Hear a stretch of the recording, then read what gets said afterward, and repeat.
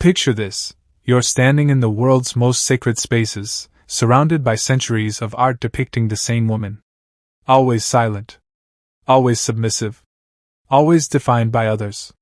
But what if every single image, every prayer, every story you've been told was a carefully orchestrated lie?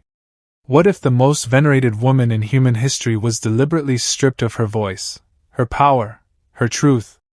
Tonight you're about to discover why powerful institutions spent 15 centuries burying evidence that could shatter the foundations of everything you thought you knew about faith itself. Deep beneath the sands of Egypt, scholars uncovered something so dangerous that men died to keep it secret. Ancient testimonies that reveal a woman who wasn't just a passive vessel, but a revolutionary teacher whose wisdom threatened the very core of patriarchal religious control. The evidence was there all along, hidden in plain sight, waiting for someone brave enough to piece together the fragments of a story so explosive it could rewrite history books around the world. But first, they had to silence those who dared to speak her name as it was truly meant to be spoken.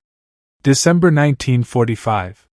The winter winds howled across the Nag Hammadi cliffs as Egyptian farmer Muhammad al-Salman struck his mattock against something hard buried deep in the ancient soil.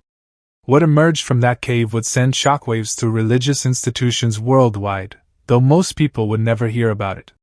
13 leather-bound codices, perfectly preserved by the desert's embrace, containing 52 sacred texts that the early Christian Church had tried to destroy completely. Among these forbidden manuscripts lay testimonies that painted an entirely different picture of Christianity's most sacred figures, particularly one woman whose true identity had been systematically erased. Dr. Jean Doresse, the French scholar assigned to translate the initial findings, made a discovery that made his hands tremble as he worked. Text after text referenced not just Jesus as teacher, but Mary as an equal partner in spiritual instruction. The manuscripts described her profound theological insights, her role in guiding early Christian communities, her direct teachings to followers who revered her wisdom. But within weeks of sharing his preliminary translations with church officials, Doresse began receiving threatening letters. His funding was mysteriously cut. Academic doors slammed shut in his face, and colleagues who once welcomed his research suddenly refused to acknowledge his calls.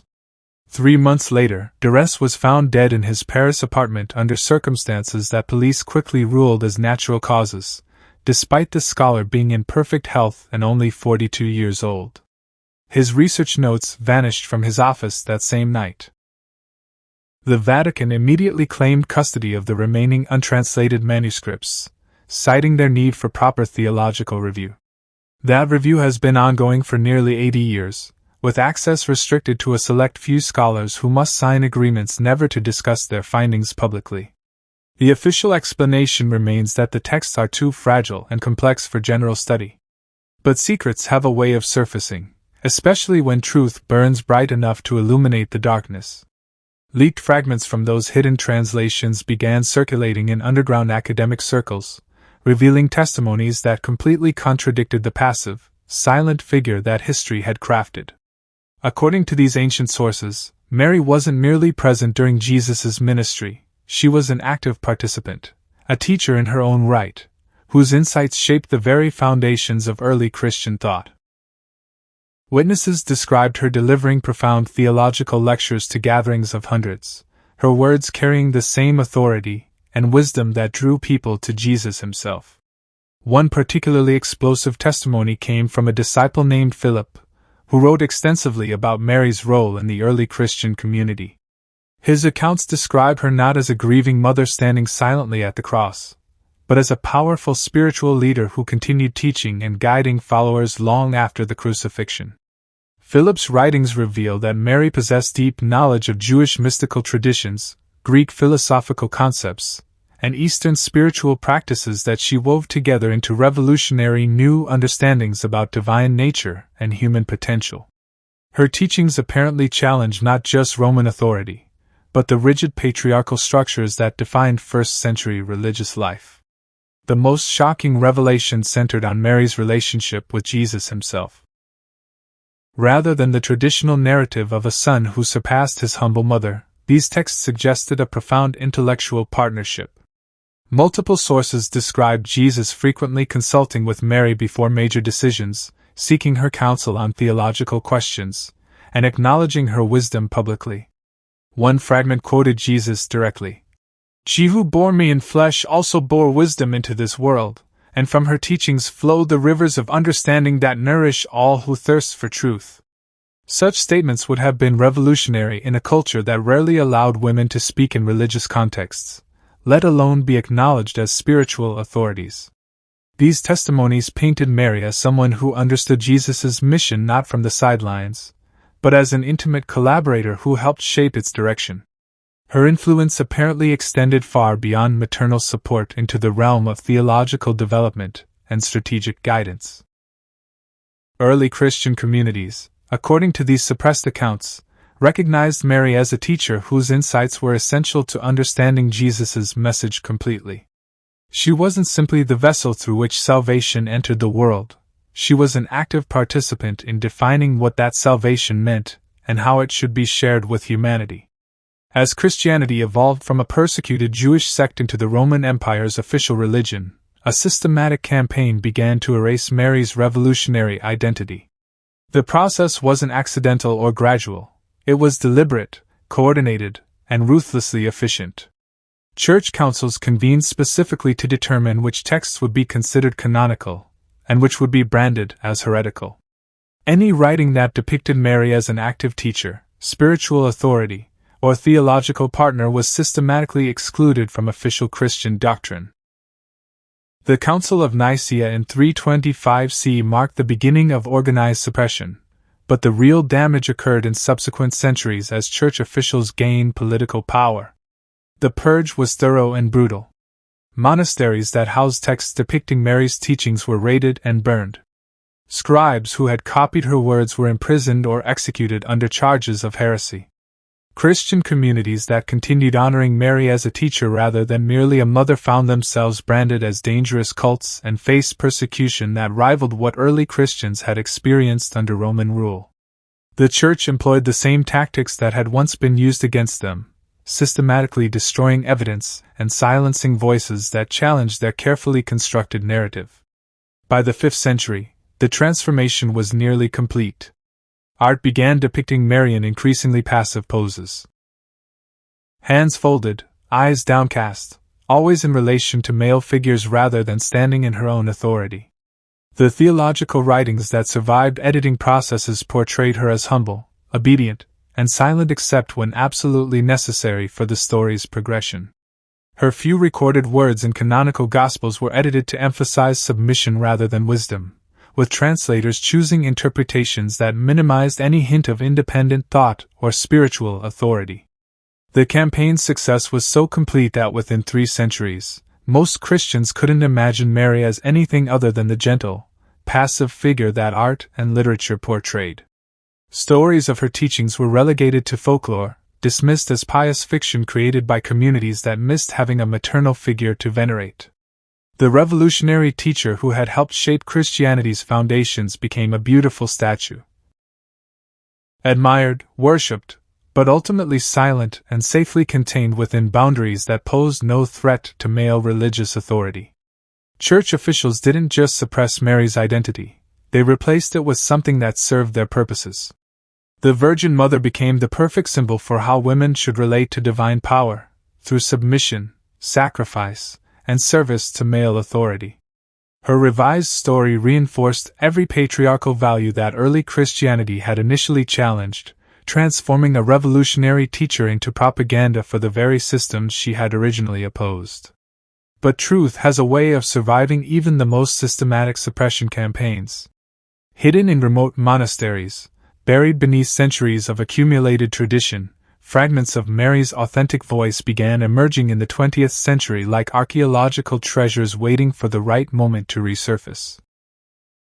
These weren't the gentle platitudes that church tradition had attributed to her, but sharp, insightful teachings that revealed a mind capable of grappling with the deepest questions of existence and divine nature.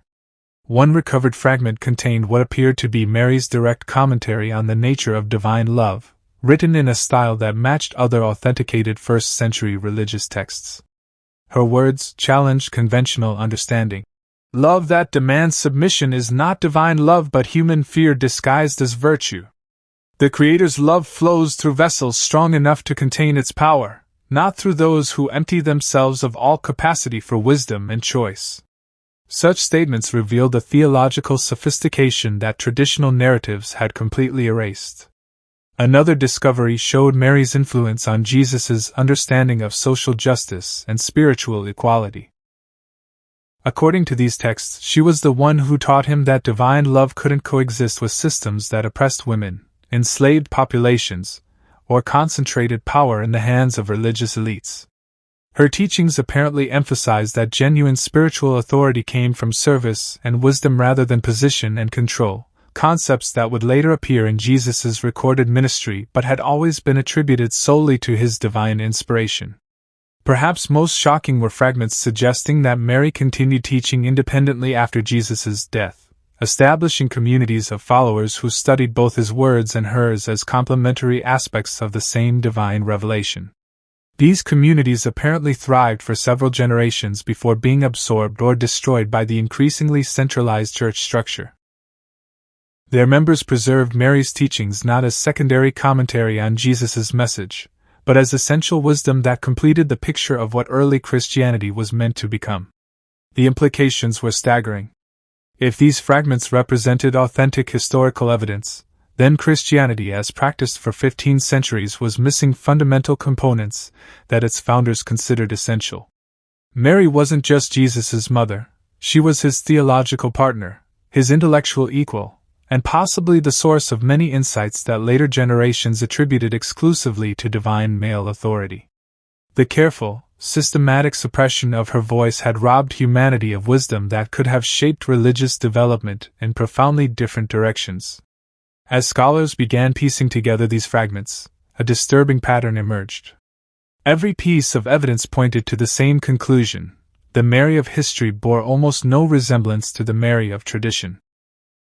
The passive, silent figure that billions had been taught to venerate was a carefully constructed fiction designed to serve political and social purposes that the historical Mary would have opposed with every fiber of her being. The question wasn't whether her true identity had been suppressed. It was why that suppression had been so crucial to maintaining religious and social control that institutions were willing to murder scholars and destroy evidence to keep her voice silenced.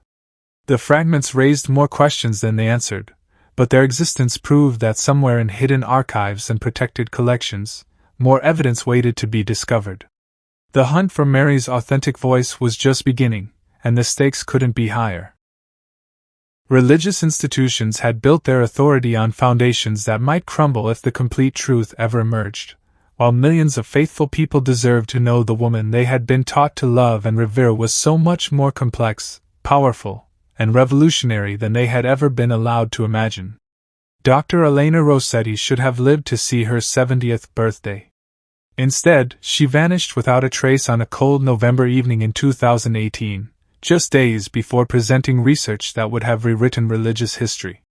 For 37 years, this brilliant theologian and archaeologist had dedicated her life to uncovering the authentic Mary, following paper trails that led through Vatican archives, monastery libraries, and private collections scattered across 3 continents. Her disappearance wasn't random. It was the culmination of decades spent pursuing truths that powerful people would kill to keep buried. Rosetti's obsession began in 1981 when she discovered anomalies in officially translated Coptic texts housed at the British Museum. Certain passages about Mary had been deliberately mistranslated, softening language that originally portrayed her as an authoritative teacher into gentle suggestions of motherly guidance. When Rosetti published her findings, she received warnings disguised as academic criticism. Colleagues suggested she focus on safer research topics. Funding for her projects mysteriously dried up. But instead of backing down, she went underground, using personal resources to continue investigations that mainstream academia had abandoned. Her final apartment, discovered 3 weeks after her disappearance, revealed the scope of her clandestine research. Every wall was covered with photocopied documents, translation notes, and connection maps linking suppressed texts across 15 centuries. Hidden cameras recorded her final weeks, showing a woman who knew she was being watched, who understood the danger of her discoveries, but refused to abandon the truth. Her last video message, recorded just hours before she vanished, contained words that still echo through underground academic circles. They can silence the messenger, but they cannot unwrite history. Mary's voice will not be contained forever. The most disturbing evidence came from Rosetti's encrypted computer files, recovered months later by hackers who released selected contents anonymously. Her correspondence revealed contact with Vatican insiders willing to leak classified documents, Orthodox priests questioning official narratives, and Islamic scholars who possessed complementary evidence about Mary's influence in early religious development. She had been building a coalition of researchers across multiple faiths, united by the understanding that Mary's suppressed identity affected all Abrahamic traditions, not just Christianity. Rosetti's final research focused on a pattern she called the erasure protocol, systematic methods used across centuries to eliminate evidence of Mary's theological authority. Her notes documented similar suppression techniques employed against other powerful women in religious history, suggesting that Mary's case was part of a broader campaign to establish male-only spiritual leadership. The scholar had identified specific individuals responsible for destroying manuscripts, tracked the movement of suppressed texts through underground networks, and discovered that many documents thought lost forever were actually hidden in private collections owned by church officials. But Rosetti's most explosive discovery emerged from fragments of text that she believed came from Mary's own hand. What she termed the Lost Gospel according to Mary the Teacher. These weren't second-hand accounts or theological commentaries, but direct teachings attributed to Mary herself, written in a distinctive style that matched other authenticated first-century religious texts. The fragments painted a picture of someone whose understanding of divine nature was both revolutionary and threatening to established religious hierarchies. Mary's theological voice, as revealed in these texts, challenged fundamental assumptions about God's relationship with humanity. Her teachings suggested that divine love wasn't distributed through male religious authorities, but flowed directly to individuals regardless of gender, social status, or adherence to institutional rules. She apparently taught that women possessed the same capacity for spiritual authority as men, that the divine feminine was an essential aspect of God's nature, and that religious institutions that excluded women's voices were incomplete and therefore incapable of representing divine will accurately. One particularly striking passage read, "The Creator speaks through daughters as clearly as through sons, yet men fear what they cannot control. They build temples to contain what was meant to flow freely, then wonder why their spirits thirst in abundance. Truth requires no mediator between the soul and the source." Such statements would have been revolutionary in any era, but in first-century Palestine, they represented a direct challenge to both Jewish and Roman religious authority. The Lost Gospel revealed Mary's sophisticated understanding of what modern scholars would recognize as feminist theology, ecological spirituality, and social justice principles. Her teachings emphasized that divine love manifested through care for the vulnerable, protection of the earth, and creation of communities based on mutual support rather than hierarchical control. She apparently taught that religious practices focused solely on personal salvation while ignoring systemic injustice were spiritually bankrupt, an insight that wouldn't resurface in mainstream Christianity for nearly 2,000 years. Perhaps most shocking were passages suggesting that Mary viewed her relationship with Jesus not as mother to divine Son, but as equal partner in a shared spiritual mission. The text indicated that she understood her pregnancy as a call to participate actively in humanity's spiritual evolution, not merely to provide a vessel for male divine authority. Her teachings described conversations with Jesus where they debated theological questions as intellectual equals, challenging each other's understanding and refining concepts that would later appear in canonical Gospels. The Gospel fragments also revealed Mary's teachings about the nature of resurrection and eternal life. Rather than focusing on individual salvation, her understanding emphasized transformation of human consciousness and social structures. She apparently taught that divine love was meant to resurrect communities from cycles of oppression, resurrect the earth from exploitation, and resurrect human relationships from patterns of dominance and submission. Her vision of salvation was both personal and systemic, spiritual and political, individual and communal. Rosetti's investigation eventually led her to classified Vatican documents that confirmed institutional knowledge of Mary's suppressed teachings. Leaked memos dating from the 1960s revealed high-ranking church officials discussing what they termed the Mary problem, growing academic evidence that threatened traditional narratives about Christianity's foundational figures. These internal communications showed that church leadership was fully aware of suppressed texts, deliberate mistranslations, and systematic campaigns to eliminate evidence of Mary's theological authority. One particularly damning document, dated 1967, outlined strategies for handling scholarly inquiries about newly discovered Coptic texts. Church officials discussed methods for discrediting researchers who asked uncomfortable questions, techniques for limiting access to controversial documents, and plans for funding alternative research that would support traditional interpretations. The memo explicitly stated that evidence of Mary's teaching role posed an existential threat to male-only priesthood and hierarchical church structure. The leaked documents revealed that Vatican archives contained far more suppressed material than public admissions suggested. Internal catalogs listed dozens of texts describing Mary's spiritual authority, early Christian communities that honored her as a teacher, and theological writings that portrayed her as Jesus's intellectual partner. These materials were classified at the highest security levels, accessible only to select scholars who signed agreements never to discuss their contents publicly.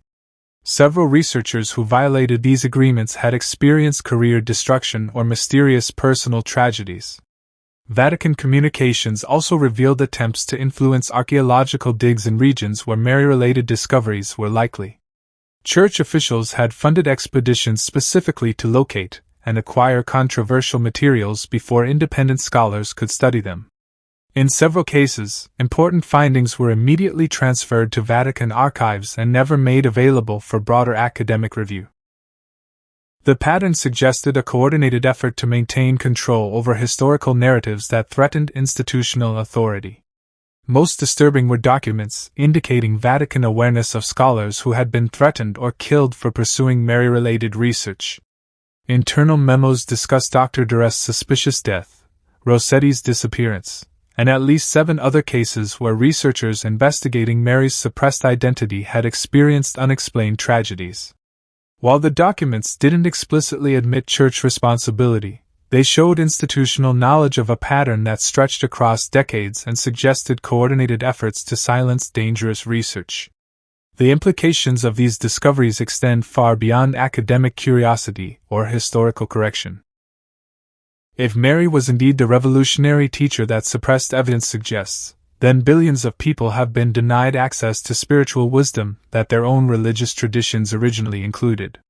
Modern Christianity, Islam, and Judaism all venerate Mary, but none acknowledge the intellectual and theological contributions that early sources attributed to her. Restoring her authentic voice could transform how these faiths understand divine nature, spiritual authority, and the role of women in religious life. Contemporary feminist theologians have begun incorporating Rosetti's research into new interpretations of Christian doctrine, arguing that Mary's suppressed teachings provide biblical foundation for women's ordination, feminine divine imagery, and egalitarian church structure. These scholars suggest that traditional Christianity represents an incomplete version of its founder's vision, missing essential feminine wisdom that was meant to balance masculine perspectives on divine love and spiritual authority. The discoveries also challenge fundamental assumptions about religious institutional authority. If Mary's teachings were systematically suppressed to maintain male-only religious leadership, then current church hierarchies are built on foundations of deliberate historical manipulation rather than divine mandate. Millions of faithful people who accept male-only priesthood as gods will deserve to know that this arrangement required erasing evidence of female spiritual authority that their own traditions originally recognized. Perhaps most significantly, Mary's authentic teachings offer resources for addressing contemporary spiritual and social crises. Her emphasis on ecological stewardship, social justice, and community-based spirituality speaks directly to modern concerns about environmental destruction, economic inequality, and institutional corruption. Religious communities struggling to remain relevant in secular societies might find renewed purpose by embracing the revolutionary social vision that Mary apparently articulated 2,000 years ago. The evidence is mounting, but the choice remains before us. We can continue accepting comfortable lies that preserve institutional authority while denying human beings access to their full spiritual heritage. Or we can demand the truth even when it challenges everything we thought we knew about history's most influential figures. Mary, the revolutionary teacher, offers a vision of faith that empowers rather than controls, that includes rather than excludes, that transforms rather than preserves unjust systems. The fragments of her voice that have survived 15 centuries of suppression suggest wisdom that could help heal divisions between science and spirituality, between masculine and feminine approaches to divine relationship, between individual salvation and social transformation. But accessing that wisdom requires courage to question institutional narratives that have shaped religious consciousness for generations. It requires willingness to embrace complexity instead of simple answers, authentic relationship instead of mediated authority. Religious institutions have spent centuries convincing people that faith requires accepting official interpretations of sacred figures and historical events. Mary's suppressed teachings suggest that genuine faith requires the opposite: the courage to seek truth even when it threatens comfortable assumptions, the willingness to encounter the divine directly rather than through institutional mediators, the strength to follow authentic spiritual authority regardless of its gender or social status. The revolution begins with understanding that Mary was more than a virgin, more than a mother, more than a silent symbol of feminine submission to male authority. She was a teacher, a theologian, a revolutionary whose vision of divine love threatened systems of oppression so profoundly that powerful institutions spent centuries erasing her voice from human memory. Recovering that voice isn't just an academic exercise. It's an act of spiritual liberation that could transform how humanity relates to the sacred, to each other, and to the earth itself. The question isn't whether we deserve to know the truth about Mary. The question is whether we have the courage to handle what that truth reveals about the institutions we've trusted, the histories we've accepted, and the spiritual possibilities we've been denied. Her voice is calling across the centuries, waiting for people brave enough to listen and wise enough to act on what they hear. The choice is ours, but the consequences will echo through generations yet to come.